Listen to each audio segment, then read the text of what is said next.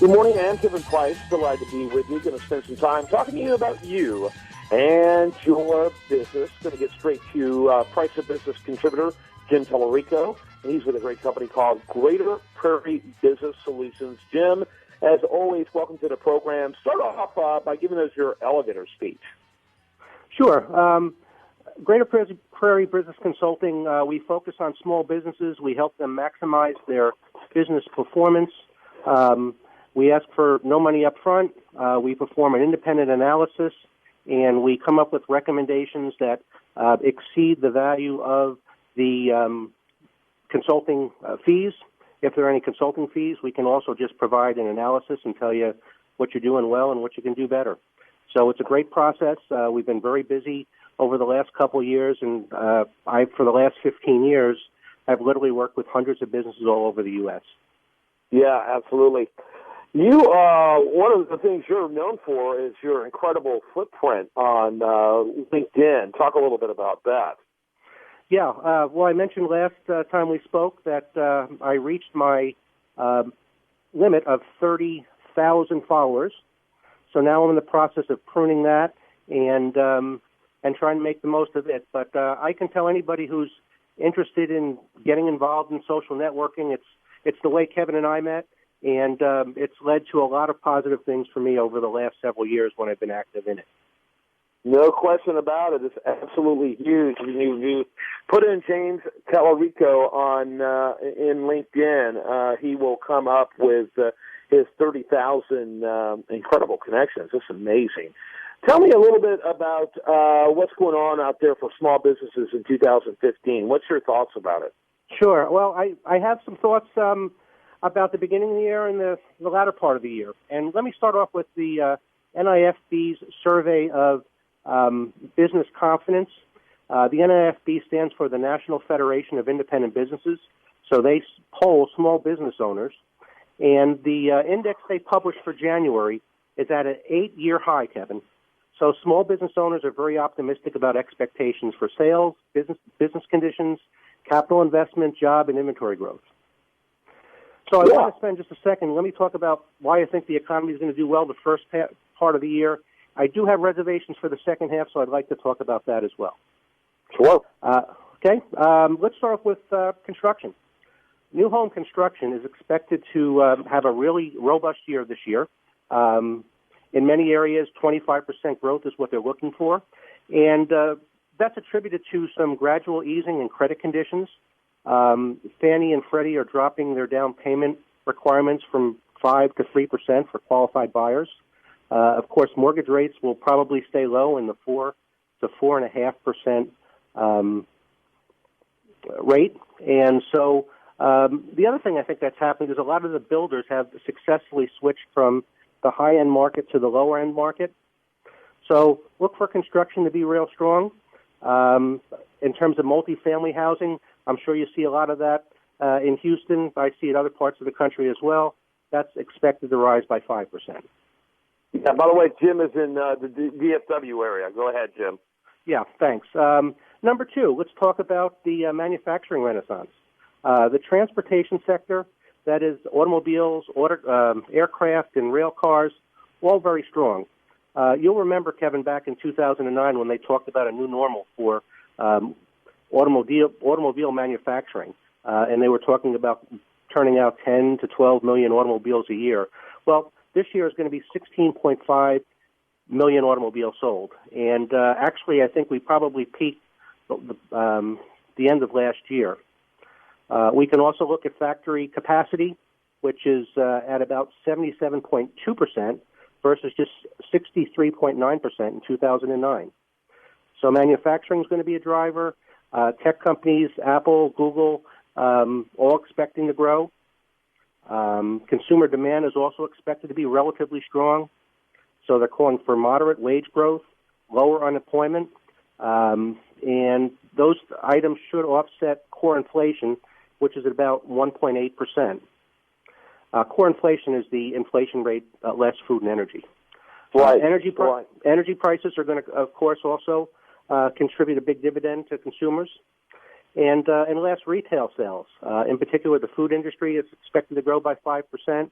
and they're expecting sales to be solid through the holiday season. Are you upbeat about the energy situation overall? I mean, you're in Texas like me, so it's funny about energy. If energy prices are ridiculously high, Texas tends to prosper, and the rest of the country limps along. I think a lot about the 1980s. Recall by mid-1980s under Reagan, everywhere but Texas was prosperous. He had created so much competition and so much free market activity in gas and oil. And I think people underestimate how big of a footprint oil and energy has. It's not just what we enjoy at the gas pump. Every product we buy at every store is affected by gas prices. Every product container is made by petroleum with petroleum products. The ripple effect is incredibly profound. Talk a little bit about that. Yeah, I agree. Well, last year I worked 6 months in both Midland and New Mexico. I worked for a company that had employee growth of 50 to almost 250 employees last year. I was there just before the holiday, and the owner of the company told me that he's probably going to have to lay off about half of his people. So I do think that the sector is going to have an impact. Over the last several years, a lot of the job growth in the country has been in Texas, and in particular in the oil and gas industry. So that's one of the reasons why I'm bearish for the second part of the year or going into early part of 2016. I do think it'll be felt. T. Boone Pickens said that inventories for oil should peak somewhere in February, and everybody in the industry I spoke to said look for a year to a year and a half of softer prices before the industry is able to recover. Yeah, and you don't think the death of King Abdullah, who many believe was behind this massive drop in the actual dumping, if you will, of oil on the United States. King Abdullah was behind it. His passing won't change things very quickly. Well, what's interesting now, Kevin, is that we produce more oil than Saudi Arabia does. So they're claiming that they're going to continue to flood the market, but usually on a long-term basis, OPEC isn't successful. And again, if we shut off our stuff and we're the majority of it, eventually supply and demand will come back in line. So on a practical level, what kind of thoughts do you want to leave the listener going into 2015? What are some things that you are telling your clients and the people you work with to keep in mind? Well, 30 years ago, I was a stockbroker, and the stock market was always a leading indicator of economic activity. So I'm sure many of your listeners are familiar with the January effect. That's the idea is as the market goes in January, so does the year. And in fact, if January has been a positive year, 86% of the time since World War II, the stock market has done well. On an average, it's been up by 11% or more. If it's down, however, it's pretty much a coin toss.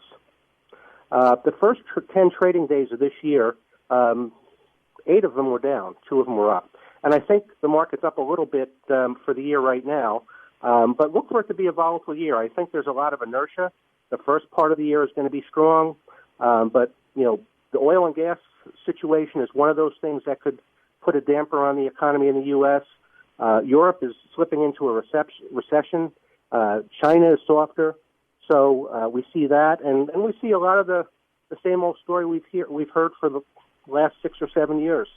Slowest recovery in 70 years, a lot of structural problems, not really a pro-business climate, political infighting.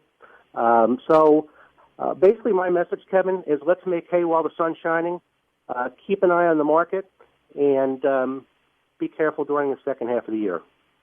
Yeah, and why don't you kind of give us a quick overview of the verticals you like to work with and the size of businesses you like to work with? Okay, well, thanks, Kevin. Yeah, I work with businesses from this last year. I worked with businesses as small as $1 million, as high as $200 million, and because my practices can focus on just about any area of the business. In other words, I'm kind of a generalist in my approach.